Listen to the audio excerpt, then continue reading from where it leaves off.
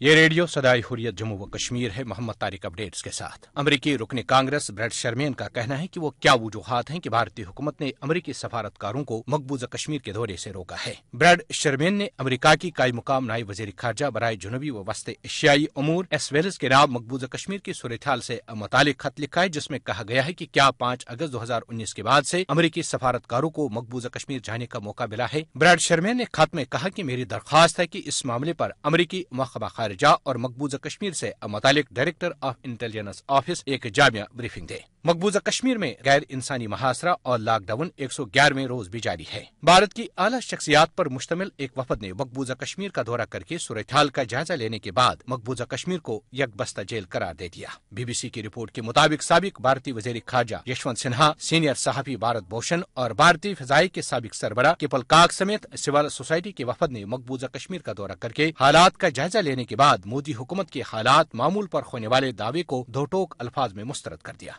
Iran के supreme leader ayatollah Ali खामनाई ने मकबूजा कश्मीर की अबतर सूरत-ए-हाल पर अफसोस का इजहार करते हुए भारत पर जोर दिया है कि कश्मीरी अवाम से इंसाफ पर मबनी रवैया अख्तियार करे। आजाद कश्मीर के सदर सरदार मसूद खान ने अंकारा में मुमताज तुर्क पार्लियामेंटेरियन अली शायन से मुलाकात की है। इस मौके पर सरदार मसूद खान ने कहा कि मकबूजा कश्मीर में भारतीय मजालिम हिंदुत्व नजरिए के तहत किए जा रहे हैं, जिससे न सिर्फ कश्मीरियों बल्कि भारत में तमाम मुसलमानों के लिए खतरात लाहक हैं। अपडेट्स खत्म हुए।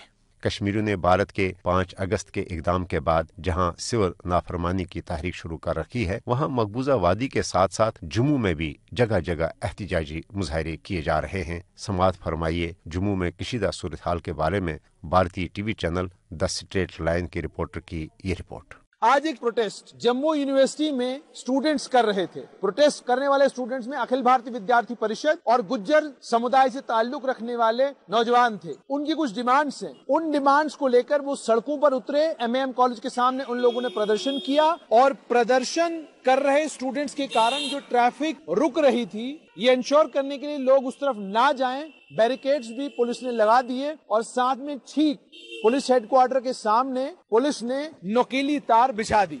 यानी मामूली सा प्रोटेस्ट हो तो भी नुकीली तार को बिछाना है, बड़ा प्रोटेस्ट हो तब भी नुकीली तार को बिछाना है। कारोबारी इंटरनेट ना होने की वजह से परेशान हैं, लेकिन झेल रहे हैं। उसके ऊपर तुर्रा अब ये कि ये नुकीली तारें सड़कों के किनारों पर पड़ी हैं। बाहर से आने वाला पर्यटक वो जब इन नुकीली तारों को देखता है तो उसे ये महसूस होता है कि जम्मू में हालात सामान्य नहीं है, यानी कुछ गड़बड़ है।